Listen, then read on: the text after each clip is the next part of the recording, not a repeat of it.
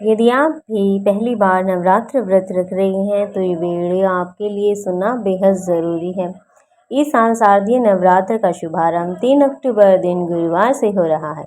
शारदीय नवरात्र के पहले दिन कलश स्थापना की जाएगी और फिर माँ दुर्गा की पूजा शुरू होगी। नवरात्र के 9 दिनों में माँ दुर्गा के 9 स्वरूपों की पूजा की जाती है। माता रानी के भक्त नवरात्र के पहले दिन से लेकर पूरे 9 दिन तक व्रत रखते हैं और दशमी के दिन पारण करके व्रत को पूरा करते हैं। कुछ भक्त केवल नवरात्र के पहले दिन और दुर्गा अष्टमी को व्रत रखते हैं। माँ दुर्गा अपने भक्तों के दुख को दूर करती है और उनकी मनोकामनाओं को पूर्ण करती है। लेकिन शारदीय नवरात्र के व्रत रखने के कुछ नियम हैं जिसका आपको कड़ाई से पालन करना होता है। कहीं आप भी गलत तरीके से तो नहीं मनाते हैं नवरात्र, क्योंकि अगर आप गलत तरीके से नवरात्र मनाते हैं तो इसका फल आपको पूर्ण रूप से नहीं मिलता। शारदीय नवरात्र व्रत विधि और नियम।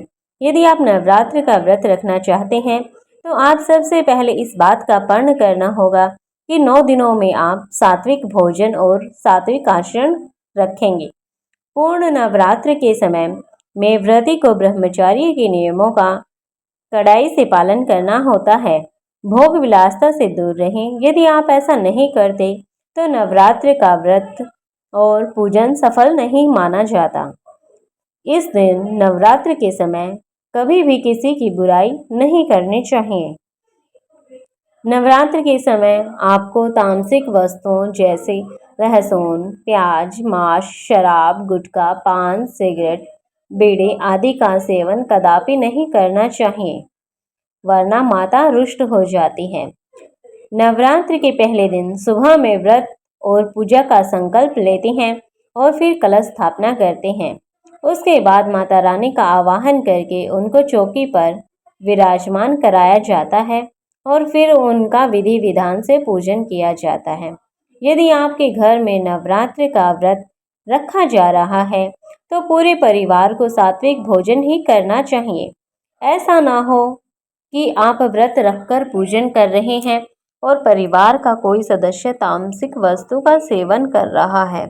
ऐसा करने से आपको दोष लगता है और आपकी पूजा व्रत सफल नहीं हो पाता है। इसलिए इन दिनों तामसिक भोजन ना करें। नवरात्र के दिनों में आपको देवी भागवत पुराण, दुर्गा सप्तशती का पाठ करना चाहिए। यदि स्वयं नहीं कर सकते तो किसी पंडित से भी करा सकते हैं, लेकिन नवरात्र के दिनों में माँ दुर्गा के पाठ का जरूर करना चाहिए। और दुर्गा अष्टमी के दिन कन्या पूजन करके उनका आशीर्वाद लेना चाहिए। कन्याओं को देवी माता का ही रूप माना जाता है। दुर्गा अष्टमी या महानवमी के दिन नवरात्र का हवन करें और दशमी को पारण करके नवरात्रि व्रत को पूर्ण करें। तो ये थी नवरात्र की पूजन विधि। वीडियो अच्छी लगी तो वीडियो को लाइक करना, शेयर करना, कमेंट में जय माता दी जरूर लिखना और चैनल को सब्सक्राइब जरूर कर लीजिए।